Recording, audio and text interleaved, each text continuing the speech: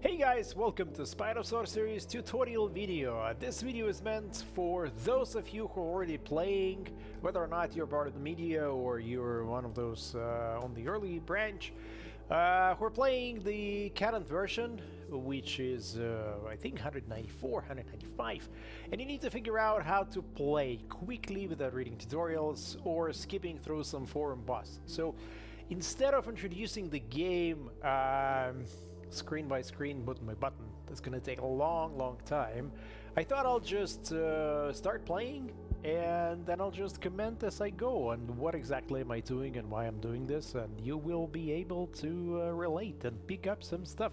I think it's quicker and more effective than just me introducing the whole thing.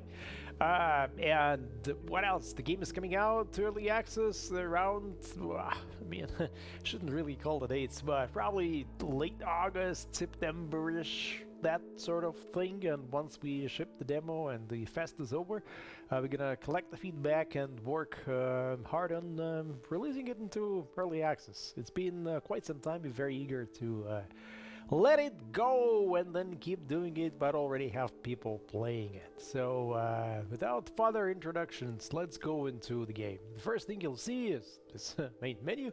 So go to campaign, and when I start new campaign, I have two options. I can go through the tutorial missions, which is 4 chapters that teach you how to move and pick up stuff, or I can skip that and go straight into a more complicated mission chapter. That's what I'm gonna do.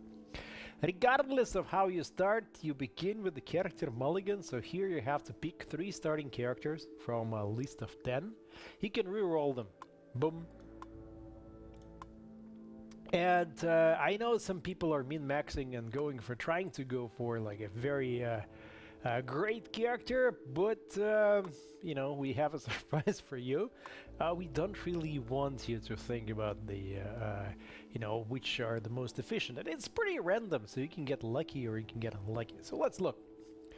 That's the dream. He wants to make friends among the non-humans, but he is on the path of revenge. So he's gonna be very revengeful, and when he will make choices in situations, he will support the solutions like let's kill him. Very hard to poison, sickly, and he finds cooking easier. He also carries with him Commander's Brew. I would say okay. Let's look at her. She likes cooking. That's good. That's good.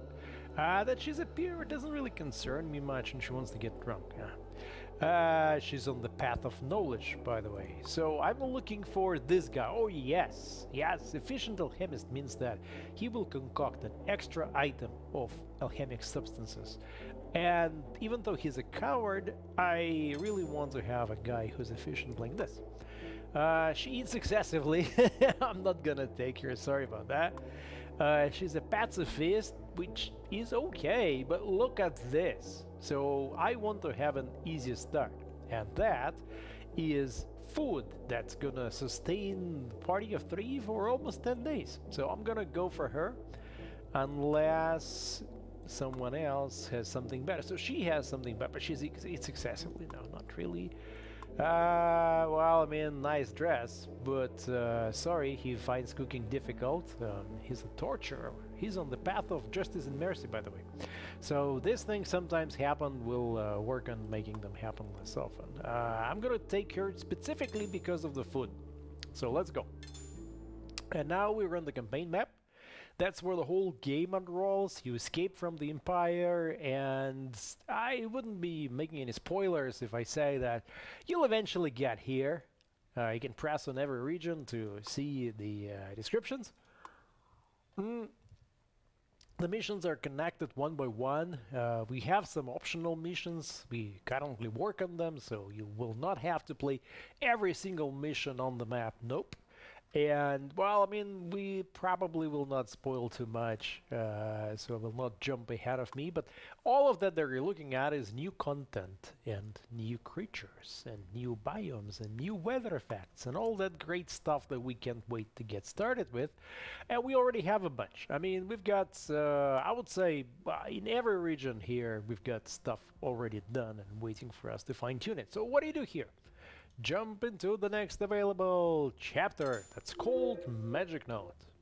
And here we are. I got one new quest, second new quest, three. I've got three quests here. Before I forget, you move the map with arrows on the keyboard. We know that some people would like to drag with the mouse, and we'll do this. I mean, just not this week. And you use the mouse wheel to change the scale. Now, here you can see the markers for my quests. That's 1, that's 2, and that's 3. Where do you go for the quests? Here. You've got the main quest, which ends the canon chapter, and that's activating the magic node. And then we've got a couple of side quests. There's 2 anomalies. I expect this one to be it, and probably this, but maybe this, where I can activate an anomaly, and that will unlock a new character. And actually, I'm more comfortable with 5 than with 3. Here's 3, but I like 5 because some people are just too bad in combat, but they're good in cooking or concocting. So let's take a look at them. First of all, here is a handy tooltip. He's got no equipment. He's got some permanent effects, so that's his personality. He's jumpy, he finds cooking easy, and he's an efficient cook. Really nice guy. He's crippled by lack of sustenance, so don't let him go hungry. He finds concocting easy. That's great. And this is very valuable. He produces one more item than concocting. So, sorry. What I did is I clicked right mouse button on the character's face, opens their character sheet. And she gets inspired when enters encounter that has 4 or more opponents. That's super cool. Like, the tougher the battle, the better she is. She's a pacifist, which is okay. She eats sparingly. That's amazing. And for some reason we don't show it there. And when cooking, mood worsens, so she's not gonna cook, and she produces 1 item less. Definitely she's not cooking. Definitely, most certainly. What else do you need to know about the characters? So, temporary modifications, permanent modifications, dream, there are decks. Each character has a deck. It's a bit of a deck building game. How much they eat, and their stats and their mood. So I'll start with the mood. The mood is currently neutral. And as characters get happy or unhappy, the different morale traits will affect them. So let's take a look at him. He's gonna experience memory loss, and when he's happy, he's got faster reaction. She's got easier concentration when she's happy, and she experiences memory loss. They all experience memory loss for some time, and that's pretty crippling. I don't like that. I mean, I need to keep them happy. How do you keep them happy? By eating stuff that tastes well. So here we've got tastiness 5, 5, and -9. Don't give them this drink. And by doing stuff that makes them happy. Someone here was happy when they were doing certain things. Like, she's unhappy, and here she's unhappy. But you will find a way of making them happy. These are the stats. How many injuries, how many damage tokens he can take before getting an injury. How many poison tokens before he dies. You die from poisoning. How much fatigue he can carry before it gives him a penalty. Courage. Immune system, which means infection tokens that convert into diseases. Memory is very important. It's how long a spell can be. So let's see, super long. I'm really lucky. And then digestive system. What digestive system means is that here it's 5, yeah? Let's see if someone has 7. 7 is good. Well, I mean 5, 5, 7. I'm pretty well set. So here, this item and this has a toxicity of 3. So if I consume something that exceeds my digestive system, then I'm gonna get sick. I'm getting an infection token that's gonna eventually cause me some disease. How do you consume stuff? You just drag and drop it either to consumption, or if it's equipment, then you equip here. If it's a clothing, you take it there, and if it's a book, you read it here. Now, in addition to these guys, there's also the party panel, which is pretty basic for now, but it's up for an upgrade. And it just shows me how much food I need. So every day they eat 5. I've got 7 days until they go hungry and 17 until they go starving. And here's my food. This is traveler's ration, no taste. I mean, that's not good, but not bad either. And I will consume it now. And my sustenance goes up to 110 points. Now, how do you move around the map? Left mouse button. You collect the resources, and the resources, there are 2 kinds of resources. Let's go here. So first of all, you've got the natural resources. So here's Stormium. You do alchemic stuff with it. And then there are food resources like this thing, Gnode Carcass, and like most of the things that the mages eat. It's not very appealing because, you know, they're mages, they're not hunters. So right mouse button shows you exactly what this is, and if you click, you go to Encyclopedia, which hasn't been updated for a while.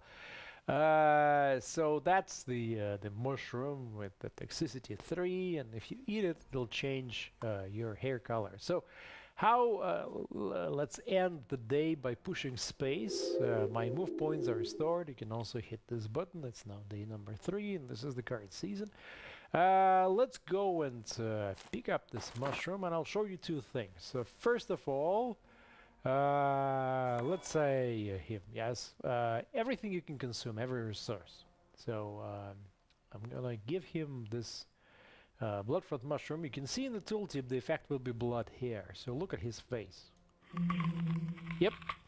You can modify pretty much all the different faces by consuming certain things. So he's got a little bit unhappy because it didn't taste that well, but it's okay. So one thing I encourage you to do is to try to eat different things and see how that changes your characters.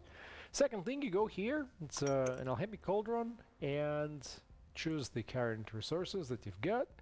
So this is the recipe, right? But I haven't done it before, so I don't know what's going to happen if I mix these 2 things. And this is the current alchemist. I don't like him because he's cooking 1 less. So someone was cooking more. Yep, he's cooking 2. Yeah, you see, he's producing 1 more. And he spends less effort. So let's try to see what do we cook. Boom! And you know what this is? It's a bomb. If you consume it, you're gonna get an eye patch, and if you use it in the encounter, it's gonna create burning ground. It's basically sets the forest afire. I don't know if you wanna consume it. Well, let's see. This guy can look like a pirate, so I'm gonna give it to him. He's gonna get also a little bit infected. So, ba-bam! He's got the eye patch. And his mood went down because it wasn't really tasty, -6. And the toxicity exceeded his digestive system, so now he's got his infection token. And if he gets too many of those, then he's gonna fall sick with a new disease. So these resources, they are food resources. So you use alchemic resources to concoct, and you use food resources to cook food. Which you do here. You can switch by pressing these buttons, or just go from the main menu. So I've got this carcass, and what can I do with the carcass? You can cook the same thing together. In alchemy you need different things here together. Oh, I don't know, but look at him. He's producing 1 more item. That's very nice. So let's do it. What do I have? Spine on the coals. Actually a little bit tasty, and gives me 40 sustenance points. It's pretty good. So now it's time to show you the first encounter, and you'll be all set. Well, I mean initially. These are the score points that you will need for the upgrades of the Spire. You make them, you get them from Moral Choice Story. You know, it's a next layer of the game. So here are the enemies. Let's see. This is Abandoned Palace. I can go there, and it's an encounter. It's an event of its own. Here's a couple of gigglers, and they are breeding ground that produces them in the season. So if I destroy it, first of all I get bigger loot, and second of all I stop them from spawning. And these guys, 3 demons, they're in pursuit of me. This guy didn't even see us yet. They saw us, and they're pursuing us. And they are spawned by the palaces. So I don't know what I want to do. Well, probably I'll take these guys out now. I'm out of turns. If I attack, my turns will precede the opponents, and if they attack, then they're gonna be the first to move. So I would probably try to run away from this guy and just go and bother this guy. Also, gigglers, they cannot enter ruins, so I can always run away from them on the ruin. Let's see him. If you heard the sound, that means that some other party detected me. Oh, you see? When the enemy detects me, they become alert. It means that in the next round, they're gonna make move 1 point to my direction. So I still have some flexibility at this point, and what I want to do is I want them to move out of their hunt, so I can attack the hand without them. Let's see. Yep. Now I'm gonna go here and just do it without them. The passive encounters where the object doesn't really attack you, give you the option. Do you want to do it, or do you want to just stay there? Well, I want to do it. Never mind the discoveries, we'll fix them later. What do you need to know about the whole encounter thing? The structured in rounds. Every round has 3 turns. Environment, then the opponent, and then me. There are no opponents, there's just the hunt. Probably a little bit of bug, because since I moved here, my turn should precede the opponent. Now my 3 mages, their memory is 6, 6, and 7, very nice. I cast spells and I resolve the situation. So here you can see 3 different things I can do to the hunt. Destroy it with 6 damage, with 9 fire, or it has a special action with 4 infections. And I don't know what this is, but, well, I mean, as a developer I know. It means that it will just spread a lot of infection all over the place, because gigglers are such untidy creatures. You see lots of bones, and there are some eggs hidden there, which I want. They're a valuable resource. Now, remember this alchemy we did? So I'm gonna use it now. Go to your inventory and just hit it. It's there. And when the turn is over, it will explode and set for 3 rounds, burning fire, burning forest. Sorry. These are conditions. I hope we'll fix the tooltips before you play it. If you get 6 fire tokens in this event, then the forest will be a fire. And if you get 9 damage tokens, then something will fall off from the top of the tree and hit someone. This is the effect that happens every round.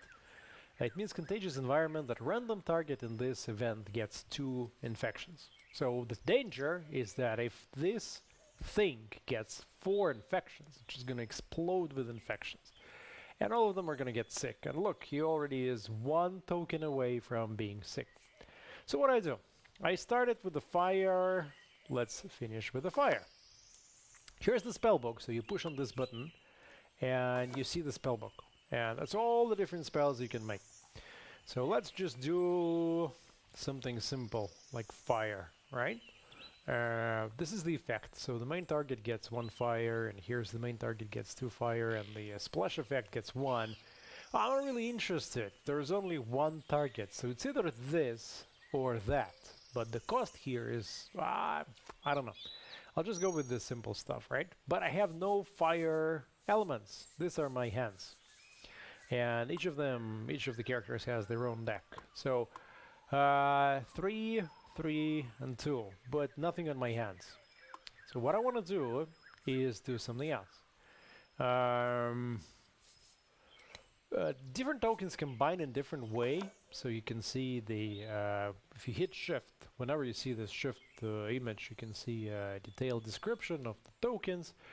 The thing is, I also wanted to do something else. I wanted to throw some acid, which converts into damage when hit by damage, but I don't really see those elements on my hand. I mean, here, sure.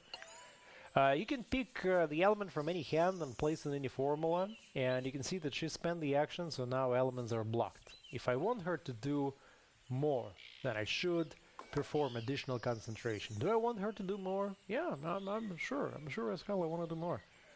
So I'm gonna push for concentration. It costs me 1 fatigue, and then the next concentration will be even more expensive. You see? 2. But I got the element I desired. So the way of getting more actions is either ending the turn by hitting here, but then this thing will act, someone else will get 2 infections and so on, or just buying more actions with concentration, as long as you can afford. I mean, she's got a little bit of reserve here too. So let me buy 1 more action and take this for my acid spell. Now here it's pretty useless, so let me change this spell. You can change the spells at any time. Let me change it to here. And now I can place it here. So that was useful, but nothing else is, so I'm gonna purchase the additional action with the concentration. Oh, that's nice. I like the green ones. And I have completed the spell. Now I select the spell and select the target. And I'm gonna deal the target 2 acids. Okay? If this acid is now getting hit by fire, it's gonna convert into fire. So I'm already 2 fires up to my goal of giving it 9 fire. Now I just need to give it more fire. And meanwhile, someone here will keep dealing acid. He doesn't really have anything useful, so I'm gonna discard.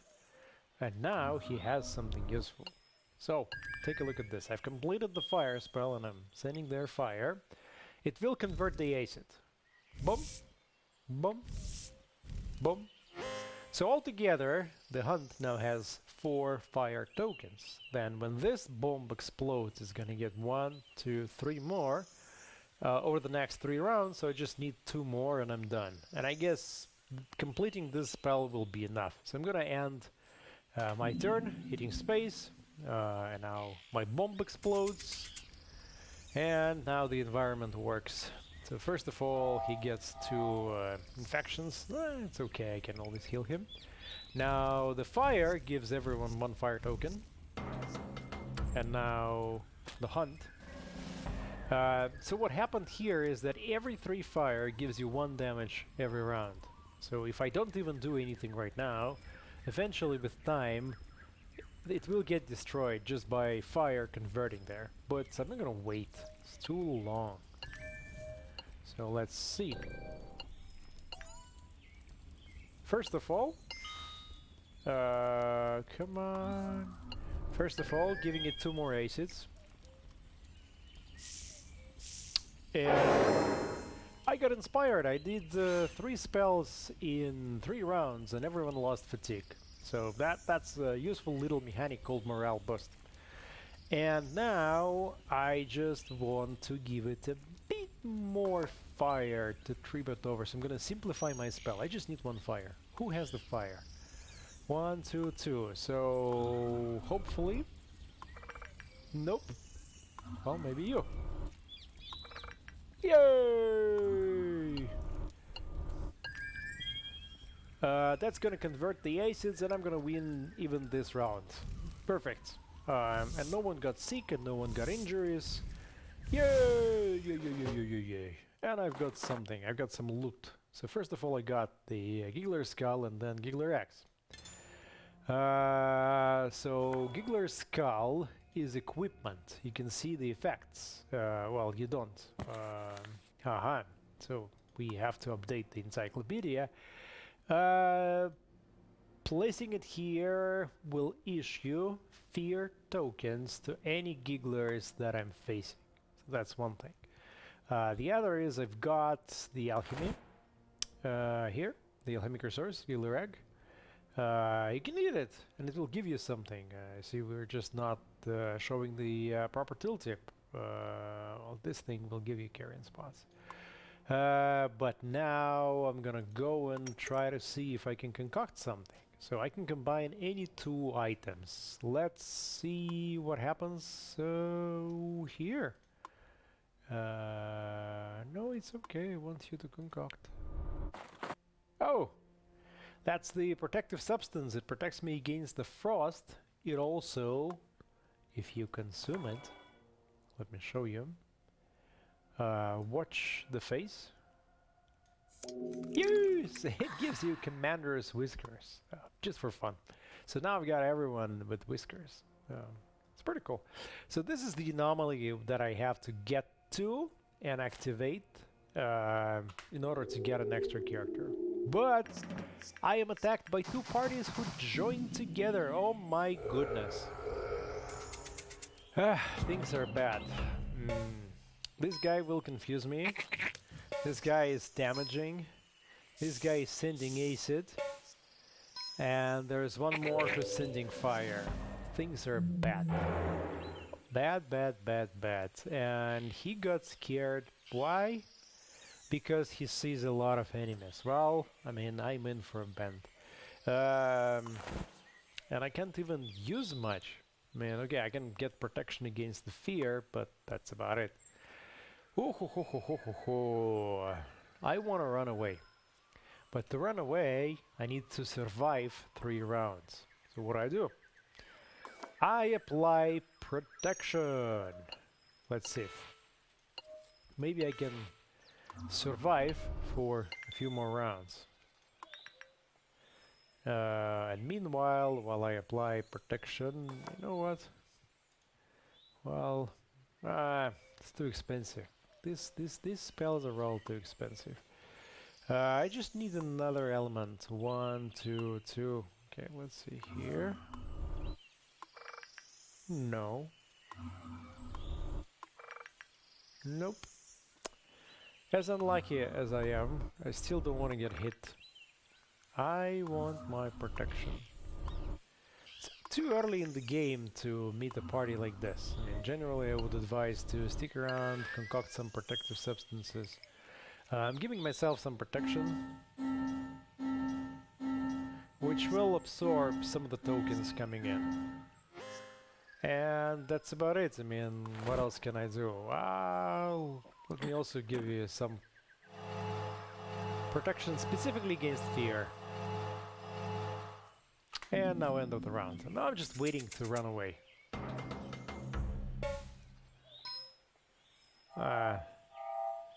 Okay, it gave itself some infection to restore its own powers. My shield worked out, and this guy is still building a multi-turn action. So, can I escape? No, one more. I need to survive one more turn. Okay, since I'm anyway surviving, what I can do with these tokens is can I give them? Well, let's see if I can give them some fear. I'm missing my clarity elements. Well, there's one.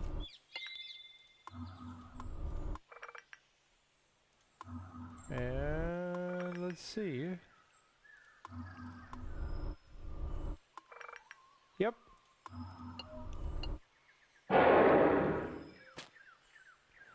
That's the penalty that I received for taking up too much fatigue. Got 3 damage.